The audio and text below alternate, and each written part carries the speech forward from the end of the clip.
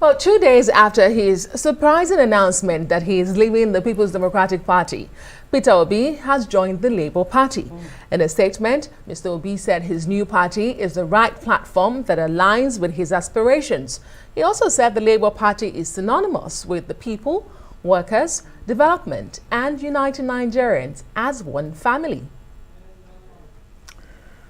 Well, let's speak to the man himself, Peter Obi, who's joining us now in one of his first interviews, actually, since leaving the People's Democratic Party, the PDP.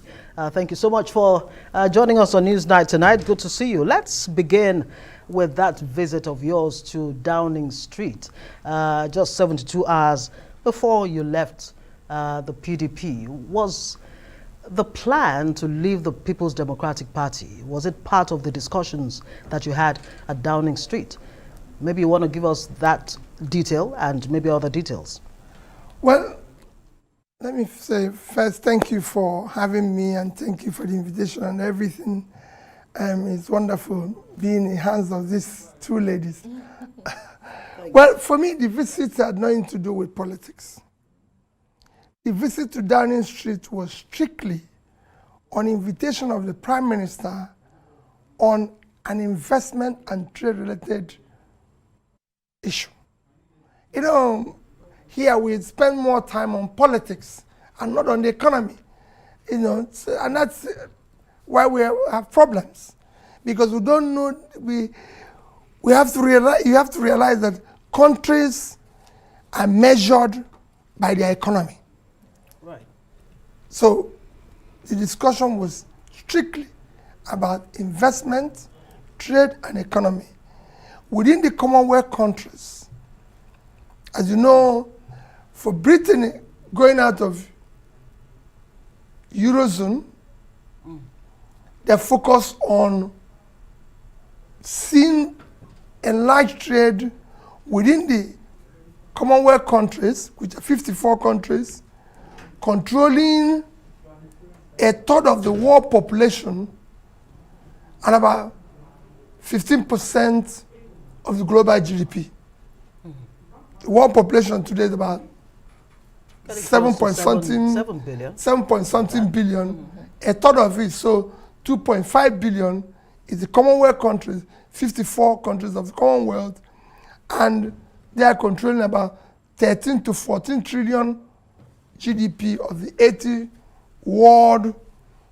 So it is about trade within these 54 countries that we went to discuss. And then, again, they're looking at Africa. Because of the African Trade-Free Agreement, they're trying to see how they can help Africa, because it's a coincidence that Commonwealth countries are 54, African countries are 54, but as you know, Africa today has the lowest intertrade within its own continent, which is very low, below 5%. And for all the African countries, a total GDP of 2.6 trillion is unacceptable. Well, hopefully in the course of the discussion, so you'll be able to tell us exactly how you will change that. You're thinking like a president making those foreign trips. No. But let me ask you. For me, it's business. Oh, great. Right. Okay. Trade. There has been mixed reactions since you left the PDP, especially within the PDP. Let's talk about one that stands out, which was made. It's about the latest reaction. It comes from the governor of Rivers State, Governor Nyesom Wike, who seems to be your friend. I don't know if you're still friends. But he says... I'm friends with everybody. You're friends with him. Great to know. So he says he was not shocked at your departure from the PDP. He questions your integrity and character. He says you have never been a loyal party man. How do you respond? Well, I don't like joining issues with people. For me, politics is not about people. It's not about what people feel or don't feel about me. Politics is about what you're doing. People can see it. You know, I'm not. Peter Obi is not somebody who can say we don't know where he stands on issue. You can go and ask around. As governor, every governor who was around can tell you where Peter will stand on this issue. And it's very clear. And I've said it somewhere this evening. If you look at the character, you can go and check This is not the first time I left PDP. When I started this journey, 2002, I entered the PDP. An issue rose, and I feel that this issue, I can't be in this setup, and I leave. There's nothing wrong in living in an association where you find that the people there are not same as you, or what they're doing does not fit into your own principles. So is it the You same can quietly, issues? Yeah. you can quietly leave. You didn't see me calling PDP name. I didn't call anybody name. But because issue of character and integrity and loyalty and mentioned, I can at least show a bit of, since I started politics, go and check. I left PDP then, I joined APGA. I contested the election, won the election, somebody else was declared. For 3 years, no Nigerian had ever done it. I was in court. There was every invitation, negotiation for me to drop my case. And I said, if I lose, I go home. I don't want any compromise. I was in court for 3 years, and I won. When I was being impeached, go and ask them, the House members, we reached several agreements, and I said, I'm not part of it. Okay. I went for the impeachment, came back as the first person to come back for impeachment. I was removed 1 year after. INEC conducted the election. I went to court. Well, I can show the all of that. consistency of this. All when you of talk that. about integrity, what? I don't know. I say the only measure of integrity anybody can talk about P2B, which is defined is my conduct, management of public resources and trust. Great. Go and check Great. while I was governor in Anambra State. Whether anybody can tell you that resources of Anambra State was in any way mismanaged. Well, I'm sure you've said so much about that, so that's actually in public domain. Still on what Nyesom Wike said, he actually, in addition to the point he made, said that even if you had stayed with the PDP, your chances of picking the ticket or winning the general election was actually very, very slim. What do you make of that? Respond to that. And exactly what are your chances with the Labour Party? I mean, the center-left party. Do the ideologies of the Labour align with yours? Let me say it again. Yes. I'm not desperate to be president of Nigeria. I'm not one of those desperate politicians. That is why you don't see me, even when I was contesting even when I contested for the first time to be governor, even in my re-election, it will shock you that during my re-election, people will say, "Sir, now that you're in office, go and ask the 30 member of House that impeached me." We sat down and they said, if you give us this, we will stop the impeachment in front of everybody. And I can call notable names and there. And I said, I'm not going to give it to you. I'd rather go. My name is Peter Obi. My name is not governor of Anambra State. I'm not desperate to be president of Nigeria. I'm desperate to see Nigeria that works for the youths. We have so much talent and energy here that can change the world. And I want to do that. That's all. It is not about, I want to see a Nigeria where that can generate 30, 40, 50 megawatts of electricity. We can't be in a country where, giant of Africa, for years we cannot generate more than 4,000 megawatts of electricity. Number 2 country in Africa, South Africa, with 60 million people, is generating 54,000. Yeah, great point. But to my second question, I mean, you say that your your chances with the Labour Party. The Labour Party is a center-left party. Does that align with your political ideology? Completely, because I talked that I want to remove Nigeria from consumption to production. This is a country that cannot feed itself with 926,000 square kilometers of land. It cannot feed itself. It cannot happen. I went around the entire country. When you fly anywhere in the world, as you're landing, what you see is farmland. What you see in Nigeria is bare land. Bare land. Nothing. I was in Taraba. I was in Taraba. You get the Mambila Hills, where you can produce all the flowers.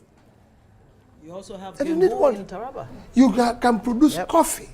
You can produce tea. Okay. And let me bring up something Governor Wike also said. He said he questioned your loyalty and integrity not because of what happened when you were in office or not. He said you were given the vice presidential ticket of the PDP. You traversed the nation length and breadth to woo delegates for the PDP's ticket.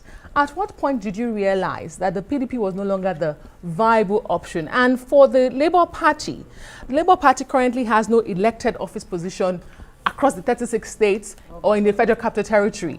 How do you expect to actually win with no structure? It is regarded as not a dominant party in the country. That shows actually somebody that mean well, somebody that wants to create, somebody that wants to build. For me, do not leave that it's like leaving that massive, impressive palace to a hut. That shows somebody who is determined to create. I'd rather be in a hut. With no chances? In peace, and build the future. I'm a creator. I've created wealth. I believe in building. When I went to Africa, I never won anything. I started there. That's why I'm telling people, come, let's stay in this hut, peaceful, organized, and build the future. I'm a creator. APGA could not be that hot. I create a future. Yes. Yeah. The reason why I talked about labor, when you talk about production, it revolves around creating jobs. It goes around labor. It goes around meaning, trade, everything. That's where I'm going to. And that's what I want to do. Speaking of labor, the NLC, the Nigeria Labour Congress, and other workers across Nigeria, there's this, war over minimum wage for so long. They finally got to the 30,000 minimum wage. If you win, if you become president under the Labour Party, the minimum wage as it is right now, would that be a major, priority of yours? What would be a living wage if you were to come up with a living wage, for example? Let me tell you. First is that the minimum wage today needs to increase. But let me tell you the first we need to increase. It is low because the productivity is low. So the first thing I'll do, I said it before, is to remove sharing formula and add in it production formula. Then we have to have minimum production. And then we'll talk about minimum wage. Because you cannot, a country of 200 million people, our total export, today, 80% of our foreign exchange income comes from one product, oil. The value of that, of our export today in oil, cannot even pay for our imports of the same oil. So we don't earn anything from oil today. You say you're not desperate to be the president of Nigeria, but you're desperate to change things. You need a vehicle, which is the platform. That's what I'm saying. Yes, so you landed at the Labour Party.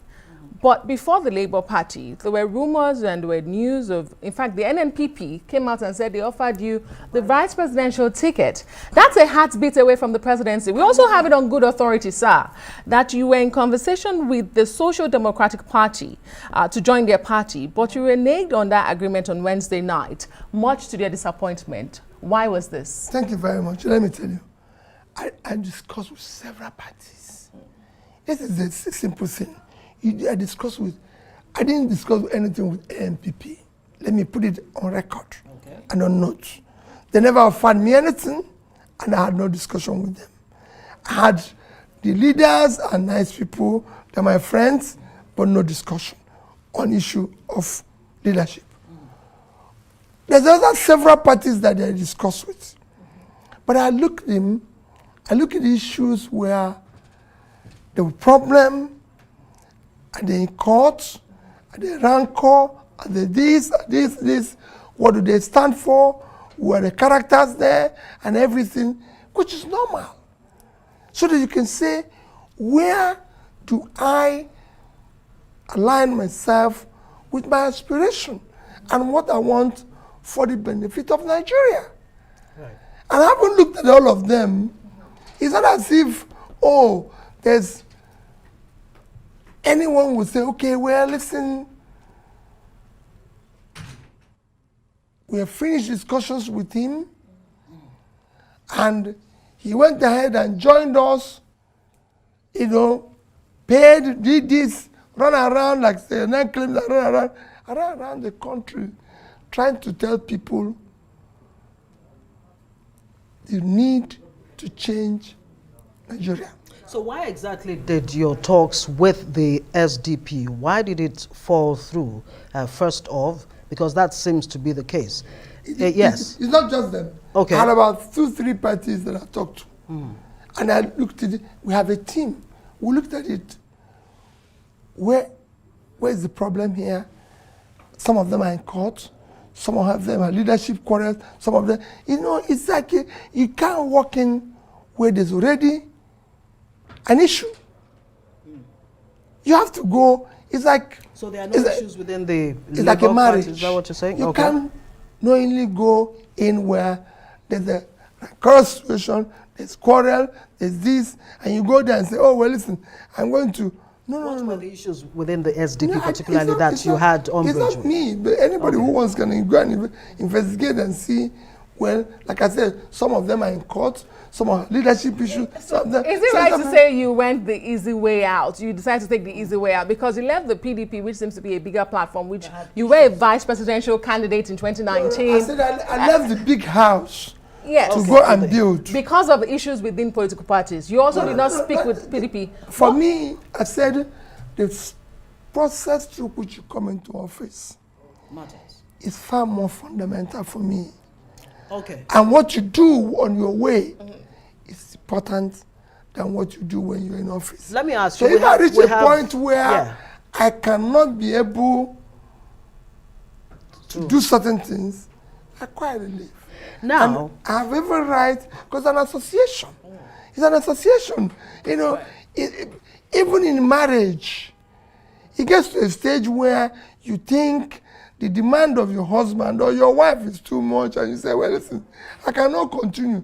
If I go back home now, my wife says, I want you to buy me a jet. Right, what do you think I'll do? Before we let you go, we had the DG of your campaign organization, Dr. Doyin Okupe here. And he made a very strong point that you would not settle for a VP if it came to that. Of course, there have been threats. Even Ohanaeze Ndigbo have said no Southeast presidential aspirant should settle for VP. Would you settle for VP if it came to that? Where I'm now, you see, I'm in Labour already, so if I'm in Labour.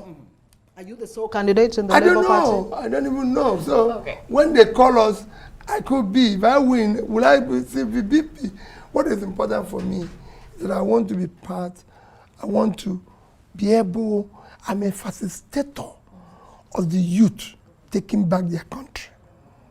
I want to see a better future for my children. I want them to be proud to say they're Nigerian and carry Nigerian passports.